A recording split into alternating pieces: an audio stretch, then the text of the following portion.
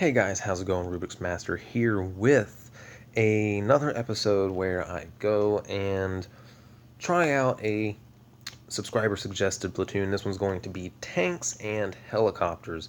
Now let's go ahead and jump in and start searching for a base to attack. Now the issue I see with this platoon, while it... Okay, so game's lagging again. I'll just keep talking. While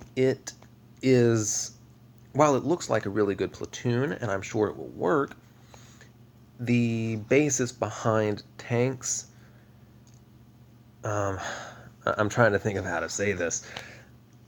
So the only things that can damage helicopters are flaks, salvos, and machine gun turrets.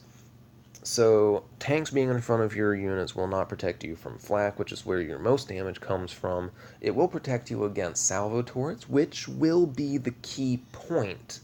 If I can distract salvo turret fire with my Abrams, that is basically all the tanks are really going to be good for. However, against flak turrets, I'm still going to have to call in airstrikes first, just like I would with a full helicopter platoon. And in looking at this base, it's not worth it. I'd have to try and take out 2 flaks, and I'd only get 25,000 metal from it, so that's totally not worth it. Let's move on and try and find something a little bit better. Okay, so this guy has 2 flaks.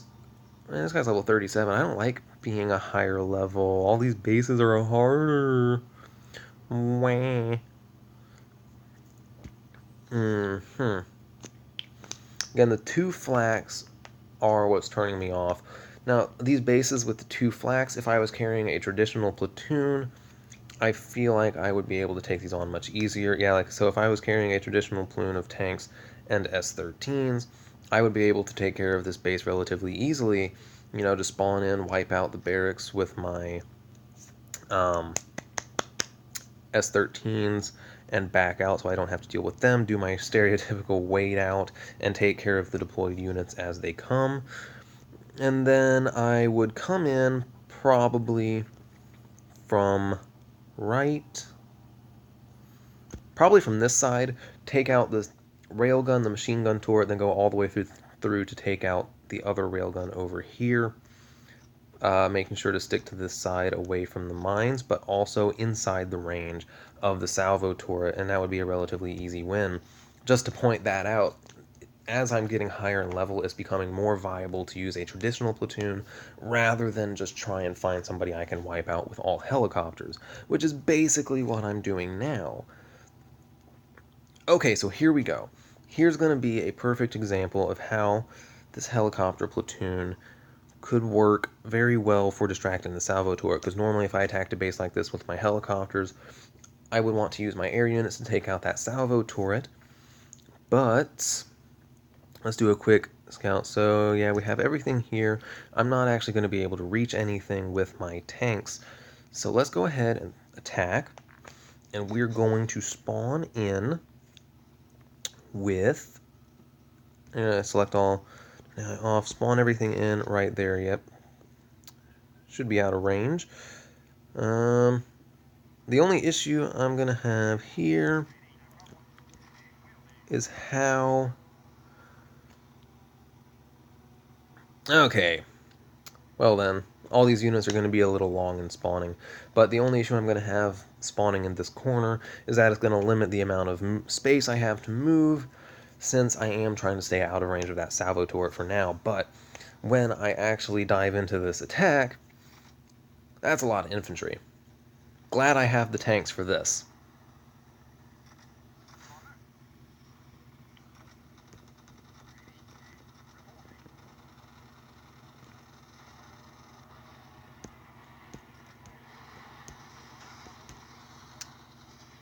Why are you not being selected, guys?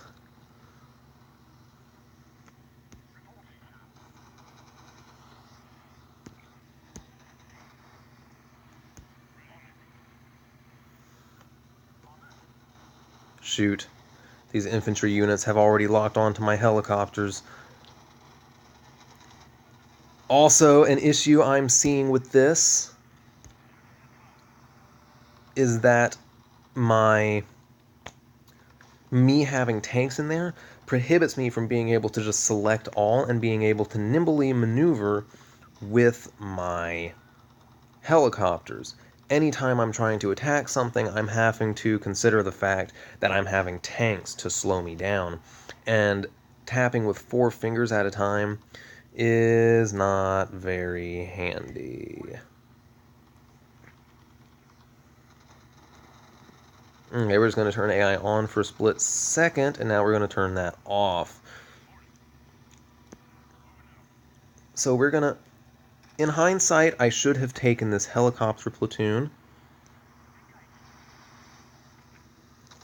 And I should have condensed it into 2 groups of 4. That would have made controlling this entire thing a lot easier. But hindsight's 20/20. I usually have my things way spread out, so I didn't really even think about it. And I should have. That's my fault. But having those tanks did make taking out that that salvo turret a lot easier. But like I said, I think that's really the only thing that having the tanks in this platoon would really be good for.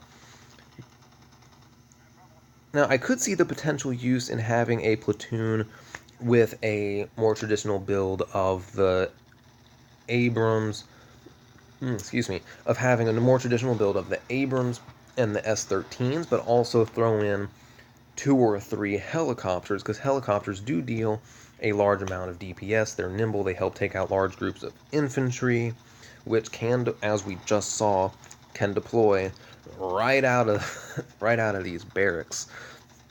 And also the tanks. Tanks are a real time eater when you're trying to attack with a traditional platoon, just because it takes so long to kill them. And helicopters chew through those tanks, as we all know. Anyway, I'm going to end this here with this one attack, because otherwise I'm going to be sitting here for a long time, clicking through bases, trying to find one that's really going to work with this platoon. It's okay.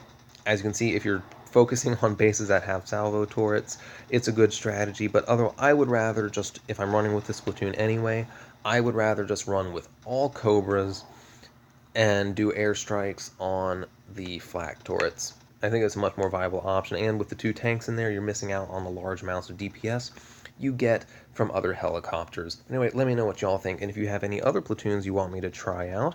And until next time, y'all have an awesome day.